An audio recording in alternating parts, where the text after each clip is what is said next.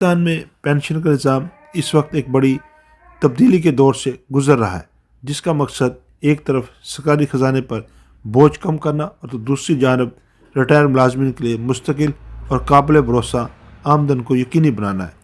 وفاقی حکومت نے 2025 سے نئے بھرتی ہونے والے سرکاری ملازمین کے لیے کنٹریبیوٹری پینشن اسکیم متعارف کرائی ہے، جس کے تحت ملازم اپنے بنیادی تنخواہ کا 10% جبکہ حکومت 12% حصہ پینشن فنڈ میں جمع کرے گی۔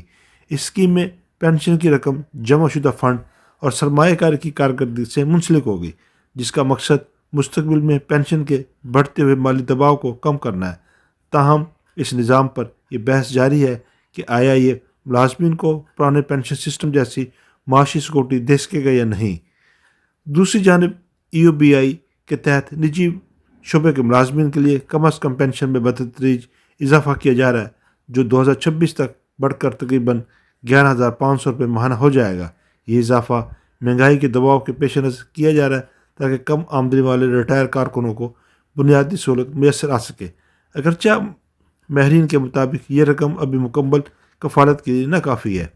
اہم پیش رفت یہ بھی ہے کہ ریٹائرمنٹ کے بعد دوبارہ ملازمت اختیار کرنے والے سرکاری ملازمین کے مکمل پینشن فوائد بحال کر دی گئے ہیں، جس سے ہزاروں ریٹائر افراد کو مالی سہولت ملے گی۔ اس سے قبل بعض صورتوں میں پینشن معطل یا محدود کر دی جاتی تھی، جس پر شدید تنقید ہو رہی تھی۔ صوبائی سطح پر بھی مختلف فیصلے سامنے آئے ہیں۔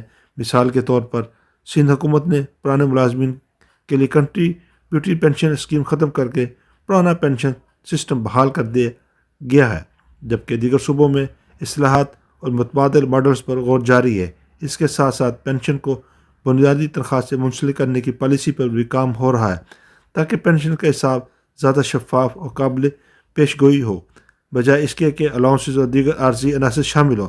مجموعی طور پر دیکھا جائے تو پاکستان میں پینشن اصلاحات کا بنیادی سوال یہ ہے کہ پائیداری، سوٹیبلٹی اور ملازمین کے تحفظ کے درمیان توازن کیسے قائم کیا جائے۔ حکومت، ماہرین معیشت اور ملازم تنظیموں کے درمیان اس موضوع پر بحث جاری ہے اور آئندہ برسوں میں مزید قانونی اور پالیسی تبدیلیوں کا بھی امکان موجود ہے۔